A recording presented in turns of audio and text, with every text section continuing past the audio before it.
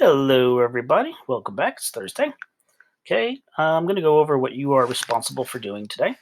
Okay, so yesterday you guys completed the first part of this theme worksheet. Today you're going to work on the second part of it. Okay, now, so the first part you basically were given the theme, and then you had to tell me what part of the story you can use that matches it. The second part is kind of like the opposite. So there are parts of the story, okay, that basically um, have things going on. And what I want you to do is think, what is the lesson that each one of these gives you, right? So this first one here, you can be a coward and hope someone else changes the world for you. I still can't go. I'm sorry. It's something about having parents who are farmers, not lawyers, not being a baron. It's people like you who change history. People like me, we just let things happen to us. Okay, so if I take this little part of the story, what does that teach me about life? And then I'm going to write that here. Same thing for these two ideas. Okay, so you have to basically give me the theme of these quotes. Okay, so that's the first part you're doing. You can pause that now and get working on that.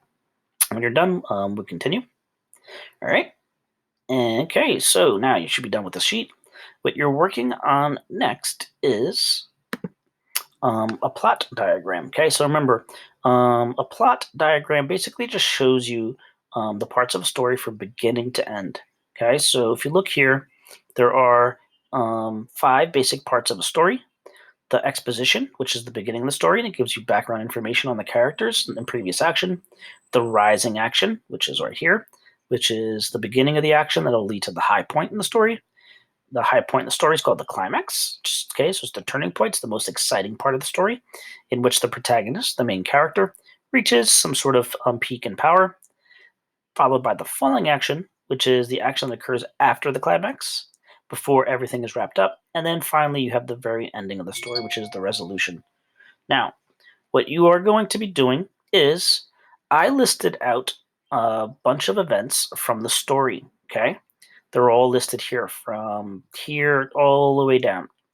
What you need to do is you need to tell me which events happen in order, right? So this is chronological order. It means from the beginning of the story in time to the end. Okay, so time order. So I kind of actually started it. So notice this is the first event out of this list that happens. So Luke is told that he's no longer safe for him to eat in the kitchen, so they take his chair. That's the first event. Then the second event that happens in the story is the government tells his father he can't go raise the hogs. What you need to do is you got to go through this list and figure out what order do these things happen, and then write the number on this left side. So what's the third event, what's the fourth event, what's the fifth event, what's the sixth event, all the way until you're done. Now, after you're done with that, you need to figure out where do they fall in terms of the story plot. Okay, so obviously the exposition is done, so now we moved on to the rising action. So you should be putting things here on the rising action, followed by the climax, followed by the falling action until you get to the end of the story. Okay, so again, put this in number from 1, okay, through all the numbers. So there's what? There's 1, 2, 3, 4, 5, 6, 7, 8, 9, 10, 11, 12, 13 events. So you're numbering it from 1 through 13 in order of which they happened.